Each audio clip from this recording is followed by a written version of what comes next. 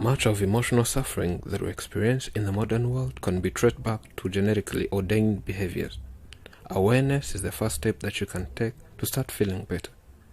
You can nurture a positive outlook simply by optimizing habits and practices.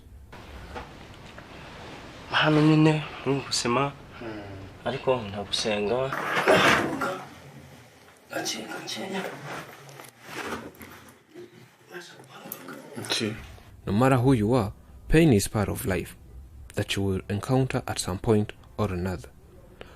We all struggle through hard times at different moments in our lives. Dealing with misfortune is inevitable.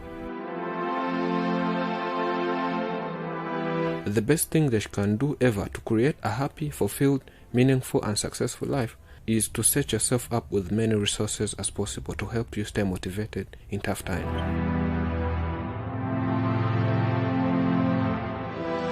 Your ability to deal with pain is going to play a big role in your life. So it's best to build up as many resources for overcoming tragedy as possible.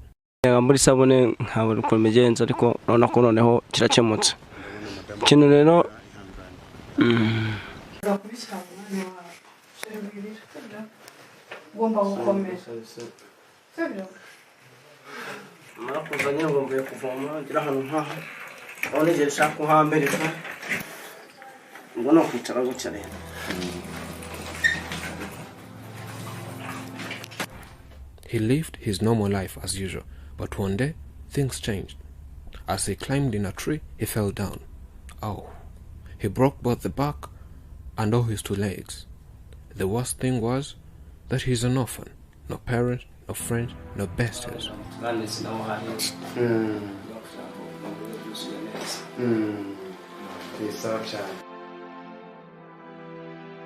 It was the beginning of a painful, lonely life. He goes by the name of Regis.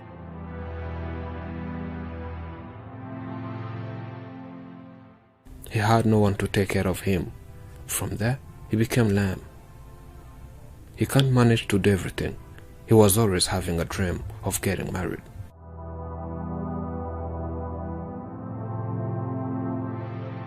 From then, he realized dreams are just dreams. He lost hope.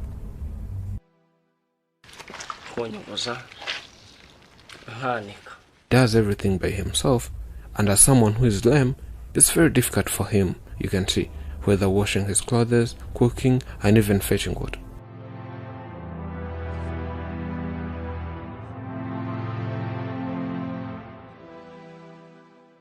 I'm happy that you're here. Most of the times, I'm lonely. I have to do everything by myself.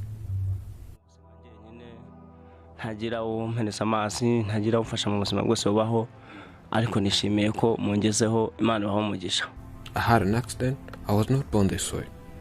I fell from a tree in 2014. My legs became paralyzed.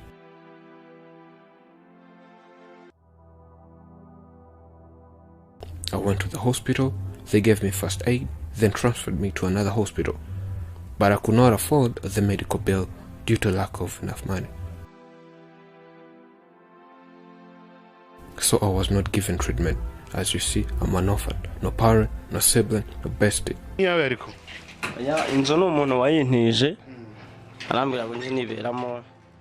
Someone lent me this house and said, live here. He's not always around. He's available on the weekends.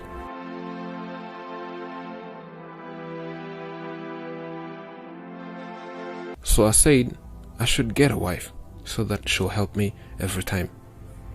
I met that girl from the hospital.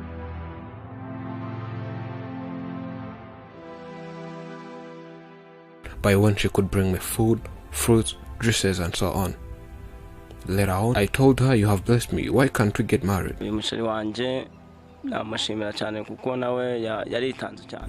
Since knowing her, we met at the hospital and she always cared for me enough. For whether eating and everything.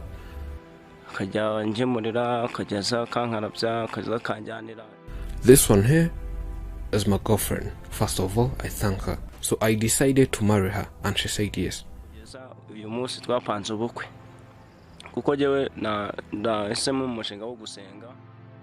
And we have a dream of having a wedding. We don't know how it will be. We just have that dream, but we hope we'll make it. As a Christian, I can't just bring a wife like that without a wedding. Twahuriye kwa muganga, twaragiye gukora imyenda y'amatara zabo. Mbona y'abantu nyine benshi barwaye. We met at the hospital. At our home, we have a habit of visiting different hospitals, hence providing food to those who don't have. In so doing, that's how we met, says the girl.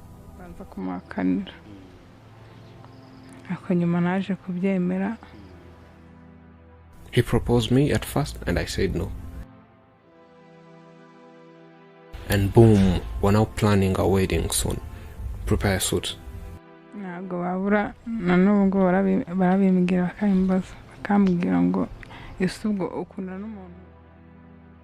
Up to now, I still face people teasing me around and saying, how dare you fall in love with a paralyzed person? What will you achieve? Someone who can't even stand. But I went against all odds. Love first. The best and most beautiful thing in this world cannot be seen or even heard, but must be felt with the heart. Life without love is like a tree without blossoms or fruit. The best thing to hold onto a life is to love each other.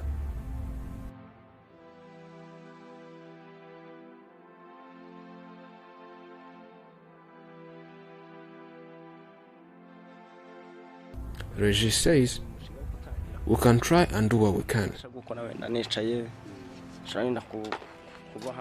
I plan learning other activities that I can manage to make a living while seated, whether weaving, shoe repairing, and other activities.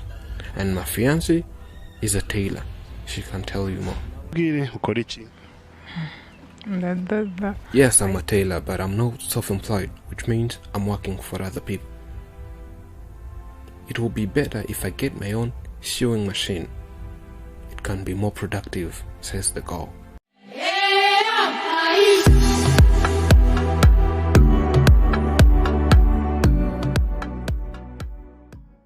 After making advocacy in just a period of 1 month, there came volunteers. They also want to lend a hand. They wished visiting the injured guy and offer some help. So off we go.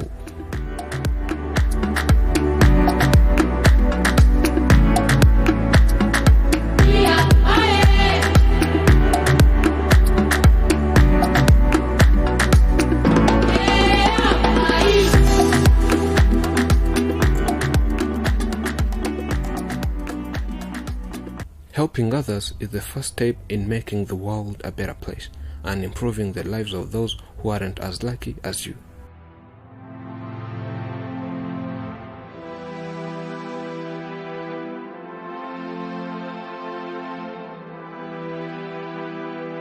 It might be assisting your friends and family while expecting nothing in return, or extending help to a complete stranger on the other side of the world.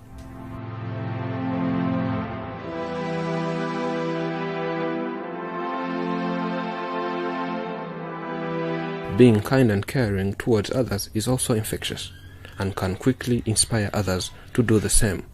But if you don't get the ball rolling, then who will?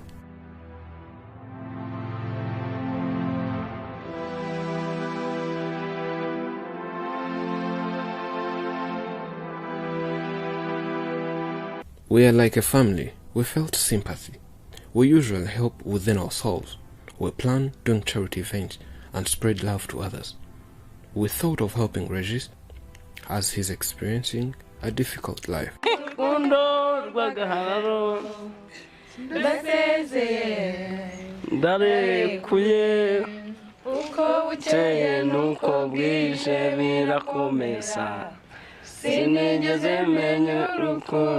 As it's our first time, we're bringing him with hygiene materials and food so that those will be helping him during these days.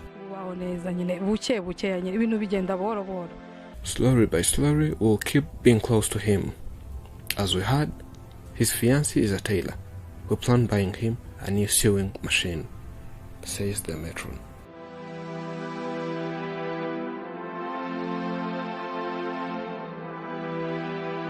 And boom, tears of joy. Everyone is crying because of happiness.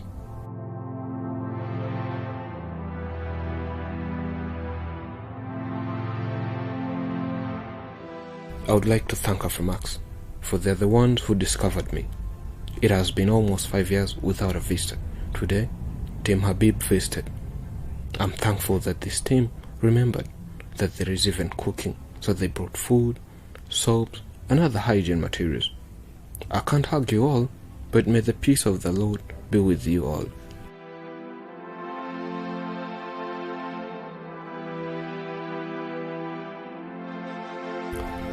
We are very happy and thankful to these brothers and sisters, and may God bless them.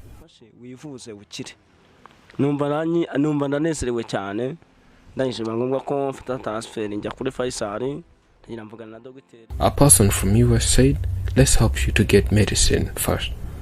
So he gave me money and I went to the hospital, talked to the doctor, he scanned me and gave me an appointment. They'll operate me so that I'll again walk upright. So words can't explain how happy I am.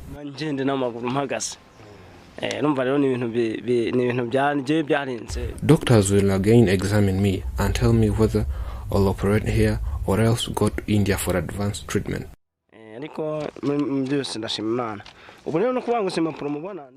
And people from different places have kept sending money ever since you visited. Life hasn't been the same. It has completely changed.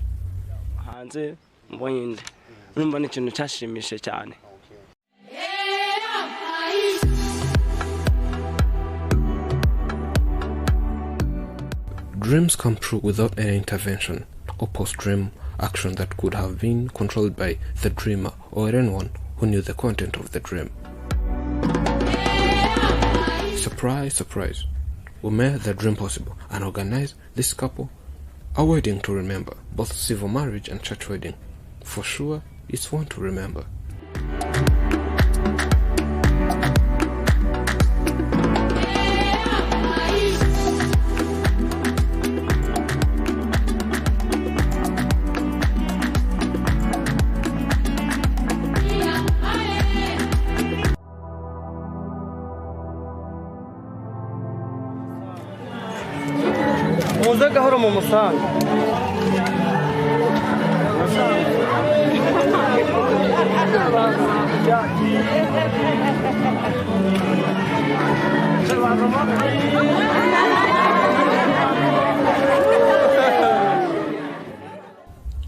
Love recognizes no barriers. It jumps hurdles, leaps fences, penetrates walls to arrive to its final destination.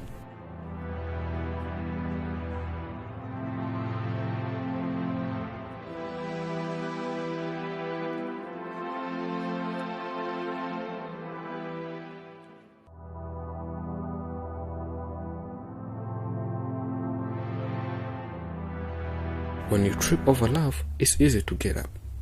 But when you fall in love, it's impossible to stand again.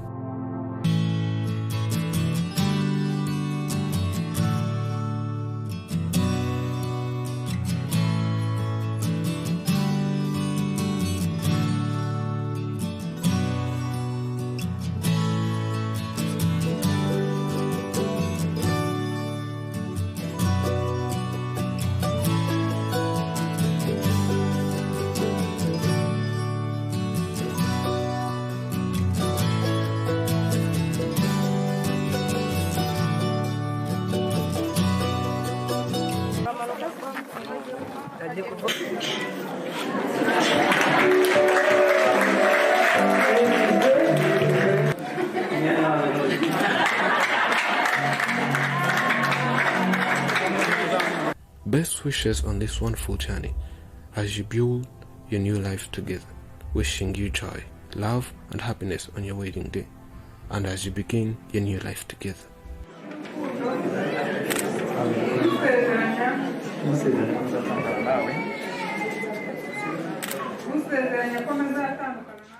We move from grace to grace, from primordial, from which we spring up towards the immortal reality.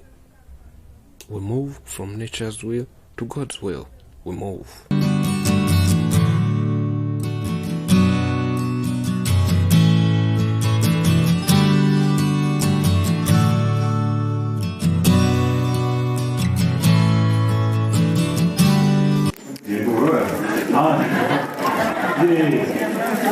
ibyo wacu birihuta abasire cyane nuko n'uko